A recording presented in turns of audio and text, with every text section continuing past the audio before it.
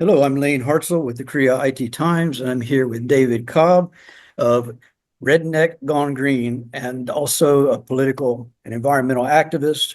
Ran to be the candidate for the Green Party in 2004, and then went on to be Jill Stein's campaign manager for 2016. He's also been involved in direct action, a number of other community organizing, and so forth. Welcome, David. Nice to see you. Thank you, Layne. It's a pleasure to be with you. First, I want to start off with the Rednecks Gone Green, or Redneck Gone Green. Your work is you and Shane have a democratic populist uh, platform, but also is ecological, the American conservationism. Can you talk about this generally, and then we'll get into the details? Well, sure, I'm happy to do it. And, like you, Layne, I actually come out of a rural background in the United States. And I can tell you that those of us who did grow up in that rural setting, almost to a person, have a reverence and an understanding of nature itself. And we don't mean, again, just environmentalism in the traditional way that some folks talk about it. I'm talking about deep ecology. I'm talking about a recognition of the sacred interconnection between land and the people and the animals and the fish and the birds that inhabit it. One of the things that I like to remind people is that all of us descend from indigenous peoples. There was a time before the enclosure movement, before capitalism, before industrialism, that all human beings were in a reciprocal relationship with the land itself. And it's not that humans are supposed to be here, but we're supposed to be here differently. The problem with modern industrial society and the alienation that has been created is that we have forgotten our proper role, our proper relationship, and our proper responsibilities. The Now you're an attorney. You've been working in. Have you been prosecuting on ecological aspects or in human rights or? So when I was a lawyer, I was a personal injury trial injury lawyer. So I sued many a corporate polluter. I've lobbied elected officials on the sort of on the inside.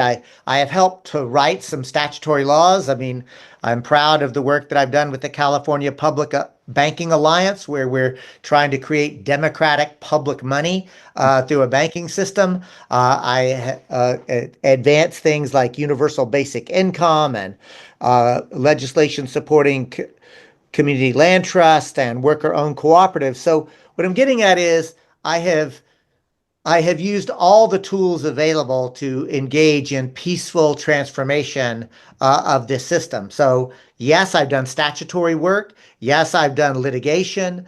Yes, I've done lobbying. And like you, have been involved in peaceful, nonviolent civil disobedience. But at the end of the day, Layne, what I am committed to is creating new systems. Because as a lawyer, what I learned was that even if I could get individual justice for an individual client, the problem in the US is that we have a property rights system that protects property rights over human rights, and it can't even conceive of the rights of Mother Earth.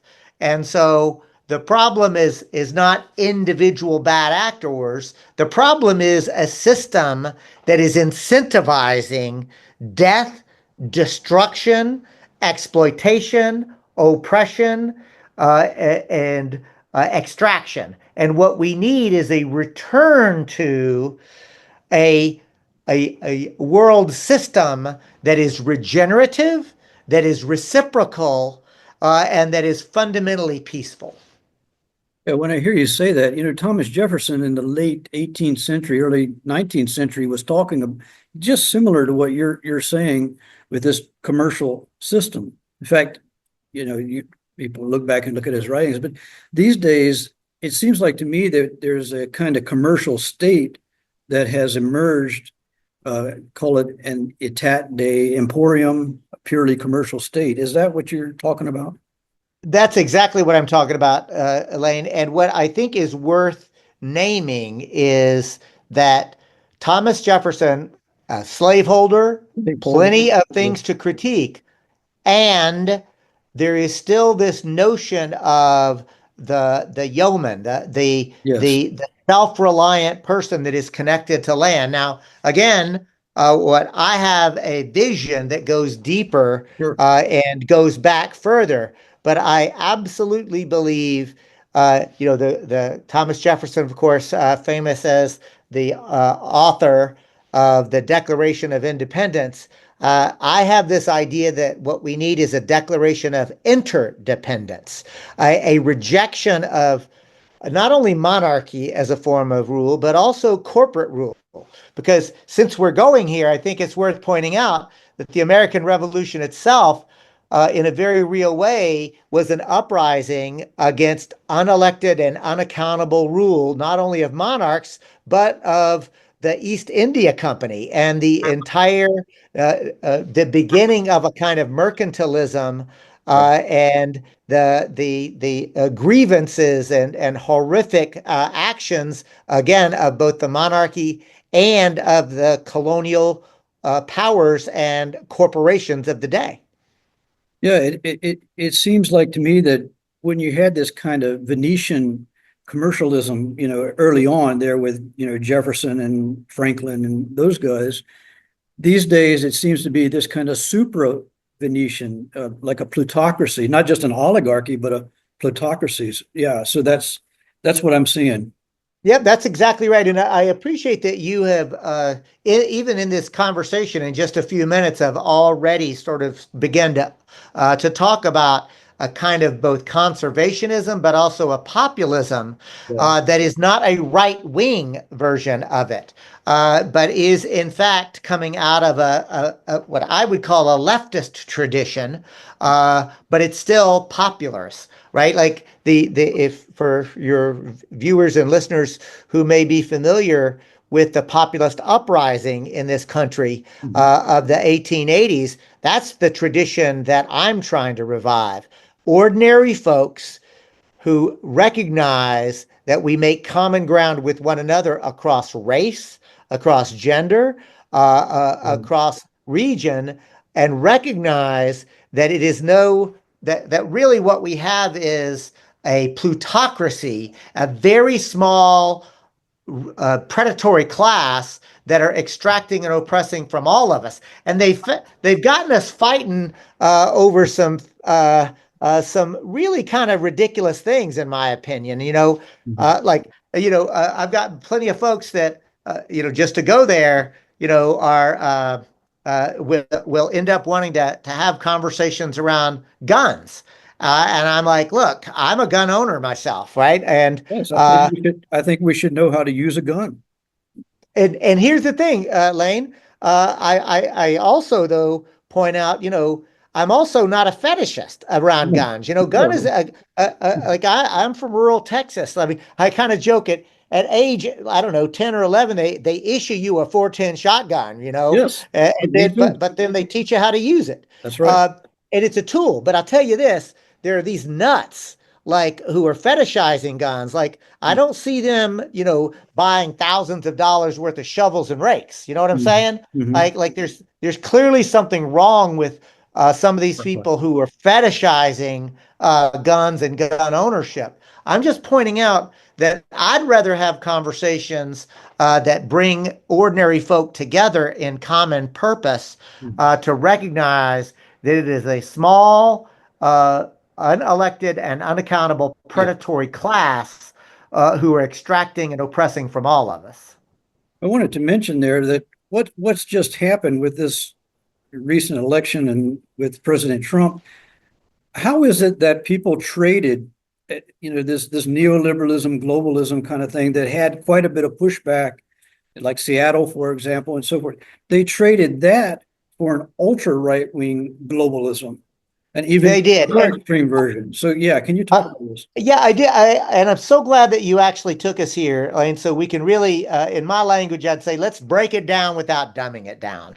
Because what's happening in the US, from my perspective, needs to be understood in the big picture global perspective. And I will, best as I can, in 3 minutes or less, explain why I think that we are in a polycentric crisis. In other words, it's not just one crisis. There are multiple crises that are intersecting with one another. The first is an ecological crisis.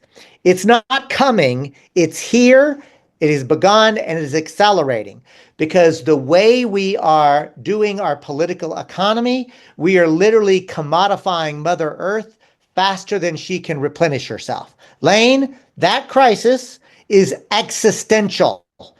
It alone could spell the end of civilization as we know it. But wait, there's more, because there is another crisis, and that is an economic crisis, and that crisis is capitalism itself. By that I mean capitalism is the driving force for turning the production of goods into commodities that are bought and paid for at a profit. That's the only reason that anything's done. What is known as use value, like the way for, hundreds of thousands of years humans did commerce, was for the use of the thing. So this is the understanding of the village life, or the reason that economics is done. But here's the point. Capitalism has accelerated it, but capitalism as we've understood it is coming to an end because of automation, robotics, technology, artificial intelligence. Normally, I would say this is fantastic. All of this technology, it could liberate us. Star Trek. But Star Trek, we could literally be living in Star Trek now. And frankly, if you're tracking technology, friends, if we don't destroy the planet, we're probably 30 to 50 years out from a version of Star Trek replicators. Like, we really are, that the degree to which we are seeing this technology advance. But the reason I'm saying I'm not celebrating it is because the way that the system operates is you have to sell your labor for wages in order to have money to be able to buy food and housing and all the things that we need. Well, Layne, if the current system, if we have to sell our labor in order to get money to be able to live, this system is going to collapse. And we are being described, people like you and me, and 90 to 95% of humanity are, quote, surplus population, because they're not going to need us in the same way. So my point is, capitalism is no longer in late stage. The inherent contradictions of capitalism, we are entering the end stage of this, which brings me to the fact that I believe that we are entering into a techno-feudal situation. And this is a hat tip, obviously, to Yanis Varoufakis, the former Greek finance minister, because I think that he has the best handle on where technology is going if we don't interrupt it and democratize it. So again, an ecological crisis, secondly, an economic crisis, which leads me to the third crisis, which is a political crisis. Because in the United States, this system is not designed to solve the problems of inequality or the problems of racism. The system is designed to maintain order. And it cannot do that. It cannot solve any of the problems. So we have an ecological crisis, an economic crisis, a political crisis. That's why fascism is emerging. And I'm going to take one moment to point out that in the 1930s, fascism arose because the entire world system was evolving basically from an agrarian one to an industrial one. And in that shift, that conjuncture, that complete shift and that sort of sense of chaos, people could not understand what was their place. And fascism is not merely a totalitarian form of government, Layne. You know this. Fascism is a political ideology that has to do with a hyper-nationalism, a hyper-us versus them. So the fascist ideology of the 1930s was a reaction to the big picture shifts that were happening. I will contend, Layne, that the fascism that is emerging today with Modi, with Bolsonaro, with Trump, like we can go down the list. I mean, like this rightward trend is a function of the fact that systems are failing and people are desperate for what's the solution. And I'll end it with this. I believe that the solution is a shift in our entire social, political, economic order, a return to the bioregionalism, a return to what I like to call basins of relations, the recognition that watersheds are the ways that human beings throughout all of humanity have organized ourselves. The point is, we don't have to create a completely new system. We have to return to the way humans were once in right relationship with Mother Earth. And here's the kicker. If we have technology democratized and use it appropriately, friends, we're talking about a level of Garden of Eden that our ancestors could have only dreamed about. There are a couple, I like this basins to relations. It reminds me of Derek Jensen's where he talks about the rivers are married to mountains. Yes. Let me ask you two things. One is about you mentioned commerce and the villages kind of the model, and then also the other contradictions. So first of all, uh, when you were talking about the small economies and all of that, basically, as I understand it, they had commerce, but it was out there, right? So they had quantified exchange and they used money for commerce away from them, but they kept the relations were not like a quantified relationship, interrelationship, right? It wasn't a transaction business or market. It was reciprocal. Okay. There were rights and responsibilities with one another. It was not merely transactional. Right.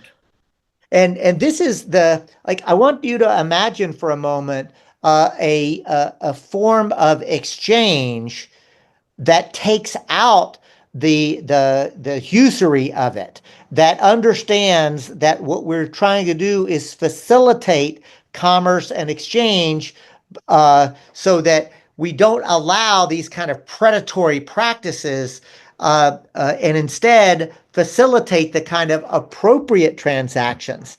And, you know, look, I know that you live in Thailand, right? And so I want to celebrate and say, I want multiculturalism. I want to have food and dance and stories and songs that we get to experience in this kind of global system. But at the end of the day, I want to ensure that my food is actually being grown as close to me as possible. This idea of commodities are not necessary. And I want to really underscore, Layne, that I do believe it is possible to create currencies and systems of exchange that take out the usury and instead facilitate the kind of commerce. So I believe in commerce and business, but not the kind of predatory, monopolistic commerce that we're seeing today. And I want to say that,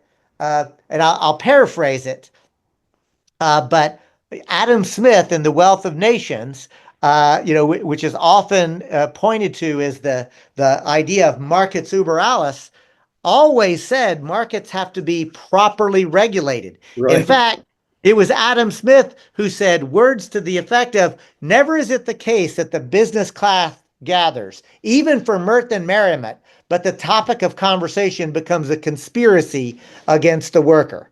I just think that that's really worth pointing out, that the way that the idea of markets have been twisted, the way that the idea that the predators have justified what they've done, it really has worked a number on our minds. And so, in a very real way, we've got to recognize that these predators have engaged in colonizing behavior.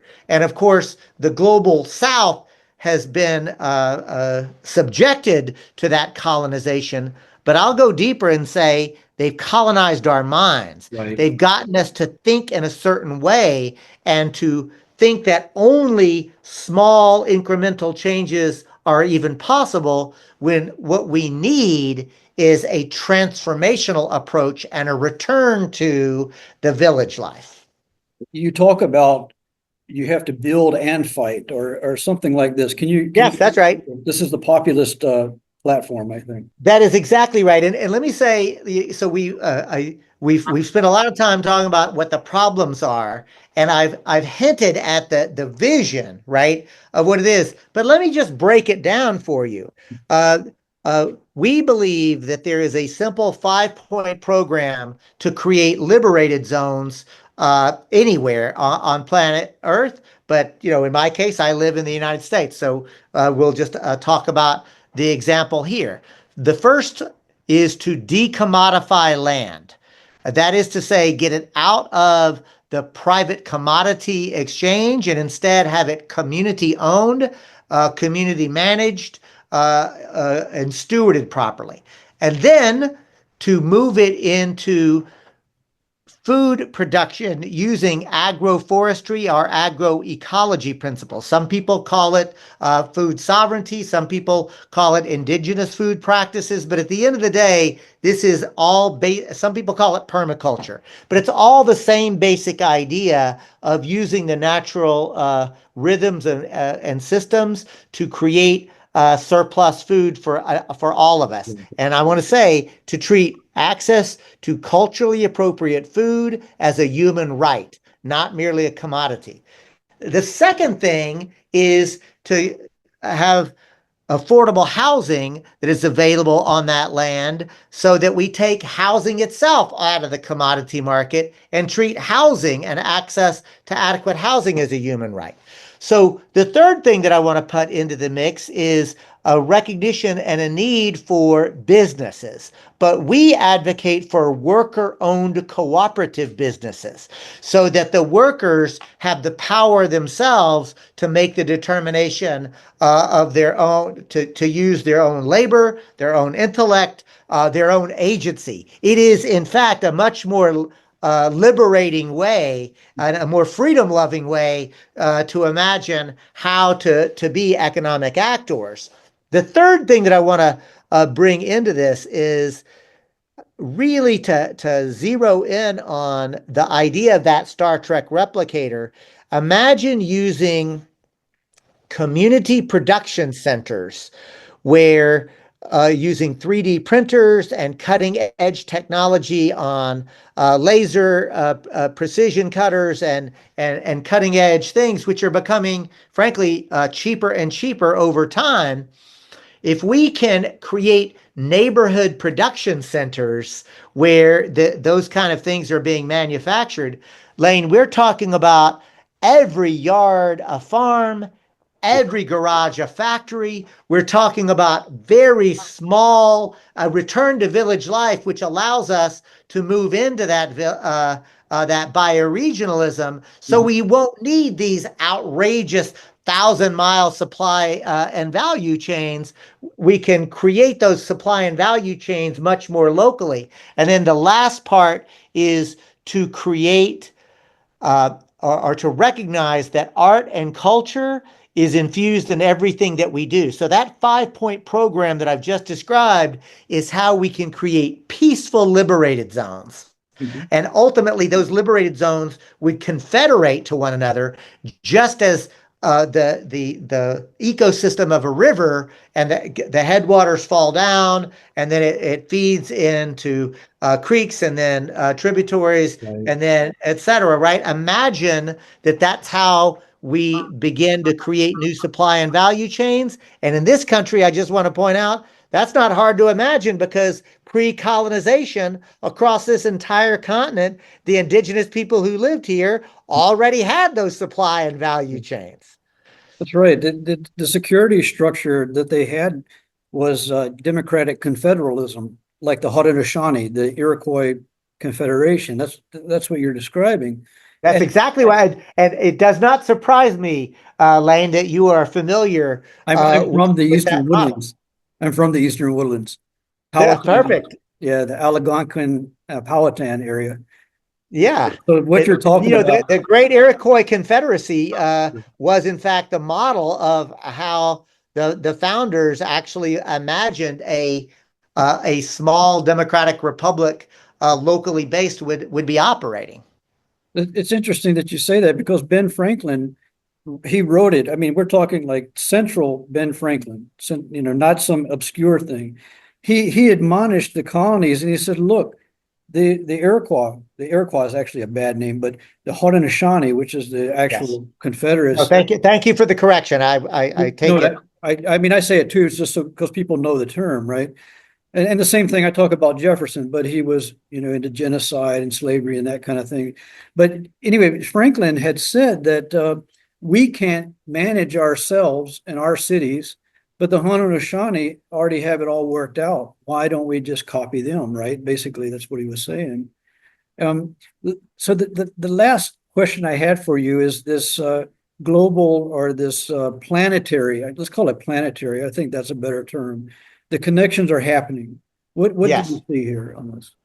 Listen, what I'm seeing is across Mother Earth, what we're seeing is ordinary people are having conversations like you and I are having and asking, wait, this is not working. Like this, like I can go into any pool hall or bowling alley in this country and strike up a conversation and find common ground on people who recognize that the system is failing. Right, Where there is usually disagreement is what to do about it. right. And I have taken it as a matter of faith and conviction. And this is not my phrase, but I can't give credit because I can't remember where I heard this. But it is easier to act your way into thinking differently than it is to think your way into acting differently. So rather than debate people who disagree with what should be done, what I say is, okay, I would encourage you to explore what you think needs to be done. Mhm. I'm laying out what I think needs to be done, which is this very small village-based approach to meeting people's concrete material needs, to do it peacefully, collaboratively, and cooperatively. And what I am finding, Layne, is not only is that working in my community, but I have the great privilege to travel pretty extensively in the US. And what I'm seeing is that this is springing up all over the USA. Mhm. And in the last year or so, I have begun to make more and more contacts internationally, and as you say, the planet itself, I am witnessing a level of resurgence. I am seeing from the bottom up a kind of whatever you call it, eco-socialism, whether you call it democratic localism, or like we can call it any number of things, but I'm seeing a yearning and a return to that again, the village life and how do we actually meet those needs, and it's happening all over the place. And I will share my genuine and sincere belief that my like the children and grandchildren are not going to live the life that you and I lived, Layne. Uh, and I still think that there is time to turn it around. But that window is closing before our eyes. And so I am hopeful, but not overly optimistic because I do see a path forward, but I can tell that this system is collapsing. And I'll end it with this. I'm not fighting to save this dying system. I'm fighting to return to the system that our ancestors lived before industrialism, before enclosure, before capitalism. And again, to use new technology, to embrace it, but to use appropriate technology appropriately. Thank you so much. I've been speaking with David Cobb, a political activist, environmentalist, a lawyer, ran for Attorney General of Texas, and was the campaign manager for Jill Stein in 2016. Thanks, David. Thank you, Layne.